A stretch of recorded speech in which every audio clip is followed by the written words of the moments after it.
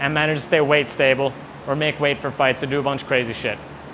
If you think you're a freak athlete, by all means, eat whatever you want all the time and see what happens to your weight, and then try and exercise it off. Most people in this room probably can't do that unless you're maybe training 2 times a day as a pro athlete at a super high level. Cool. That's probably the most controversial part of this whole talk. What questions do we have about calories or anything related to that? There is no stupid questions. Don't be shy. Yeah, I missed your question, sorry. Huh? That's awesome. How about the timing of when to eat? That's coming later, but here's a broad overview of timing. Don't go into your workouts fasted if you want to have a high productivity session. What about fasting right now? Are you guys like hard at work? No. So it's actually okay to be fasting. I mean, fasting by definition is just a time period where you're not consuming calories. So hands up in this room who doesn't fast. Well, you sleep, so actually you do fast every day. Unless you wake up and you're constantly eating, but then you have some more fucking health problems that I don't think anyone could deal with. Technically, we all fast every single night. But, yeah, nutrition timing is important, but the most important thing of all is calorie balance. If you're consuming more calories than you're expending, you're going to gain some mass. If you are consuming less calories than you're expending, you're going to lose some mass. And the type of mass that you gain or lose is determined by whether you are training and what your protein balance is. Do we have any other questions on calories? Please. How do you know your protein balance is? That's the next part. How do you know what your protein balance is or how much protein to get? That's part. No. Any other question on calories? On the fasting part, like Uh-huh. recently about extended fasting. Uh-huh. Is there a difference between like entering a training session on extended fasting or fasting, like let's say between like 8 to 10 hours? Like, That's, skipping breakfast. yeah, that's a super good question. It's going to tie into carbohydrates, which we'll talk about next. We're going to talk about macros. But there's no added benefit in terms of, let's say, an 8-hour fast, a 12-hour fast, a 16 to 18. The physiological benefits of fasting kind of tend to tap out after a certain point. There's downsides to fasting that we can talk about too. What about, talk about calorie reduction, Uh-huh. like counting and tracking? You hear like a mixed bag of some Yeah. things being more accurate, other things not really. You know who is the least accurate at counting calories? Humans. We're really bad at it because it's really hard. Don't beat yourself up over that. It's fucking really difficult, and there's some great apps that you can use, and still most of them are kind of just down to human error. I will say that as we get more into the next kind of slides, I don't have a lot of my clients calorie track for a lot of their portion of life because they're kind of bad at it, because it's really hard. Most people, when it comes to calorie tracking, are not willing to weigh all their foods or have a lot of food stability in terms of like, oh, I don't want to eat out because I don't know the calorie stuff. And honestly, that's kind of healthy, in my opinion. If you're like, oh shit, I'm not going to go eat the food that I really want because I don't know how many calories are in it, that might not be the best place psychologically to put people to. So calorie tracking, yeah, that is the best way for you to know your calorie balance. But here's what I will say about calorie tracking. The averages are what matter. Same thing with weight. The averages are what matter. If you have one day where you go super over your calories, what most people tend to do the next day is eat less. And vice versa. You have one day where you're starving, you don't manage your nutrition very well. Let's say you're so busy with work that you don't eat all day. What are you going to do in the evening? You're probably going to try and get more calories than you normally would to try and make up for that like temporary deficit. Calories are really, really tricky to track.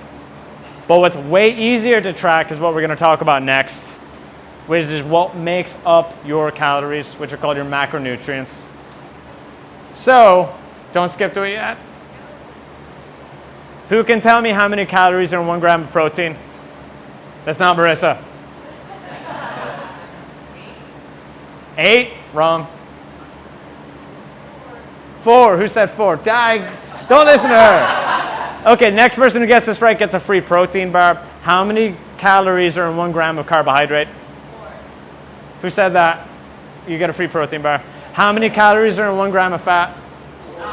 9. Okay, you'll get a protein bar. How many calories are in 1 gram of alcohol? 21. No. Was that? No. 15? No. 12? No. No protein, but 7. Cool. All right, so skip to the next one. Macronutrients are what make up our calories. And there's 3 broad ones that we talk about. We have protein, carbohydrates, and fats. So yeah, 1 gram of protein, 4 calories. 1 gram of carbohydrate, 4 calories. Pardon me? Yep.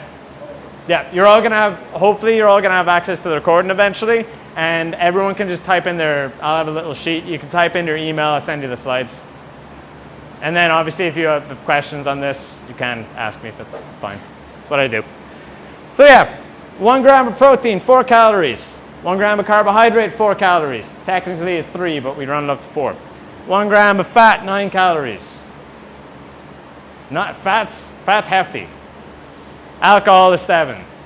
Here's my brief on alcohol. It's fucking poison. It's not good for you. I'm still drinking. Moving on. So let's talk about protein, because protein is honestly the most fucking important thing that I can get across to everyone today. If there's only one thing you take away from today's talk, is that you start thinking about protein. That is where I will start all of my clients on. So protein is essential for life.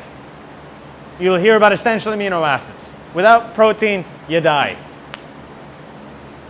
And it's also tasty. It's very filling. That's why it's great.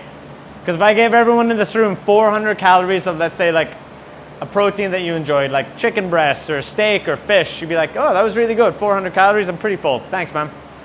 But if I gave you 400 calories worth of croissant, you'd be like, oh yeah, I'll have 2.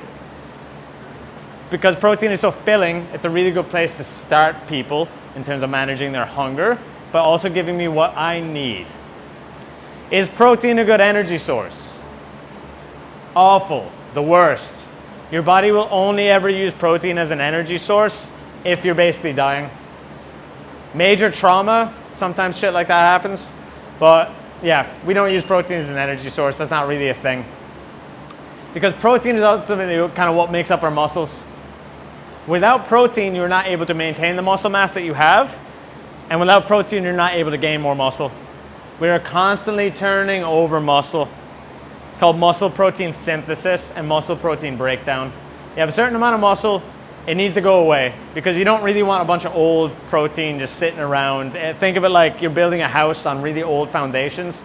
That's not great. It's going to be structurally not great after a while. So you need more muscles. How do you get more muscle mass? Well, you need more amino acids, which is what protein ultimately is. How much should you get per day? Between 0.8 to 1.2 grams per pound. So you're 150 pounds, aim for like 150 grams per day. Make it super easy for yourself. Can you overeat protein?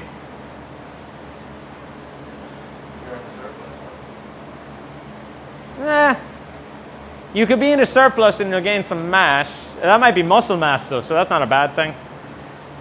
Have you guys all heard that protein's bad for your kidneys?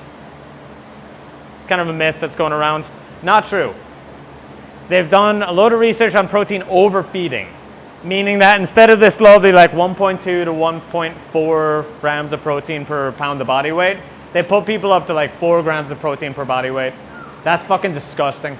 That's so much protein. You'd imagine the meat sweats that you would get. That'd be like going to Fogo de Chao for every meal for like a 2-month study. It's disgusting. But those people did not have any negative side effects except feeling really full and bloated.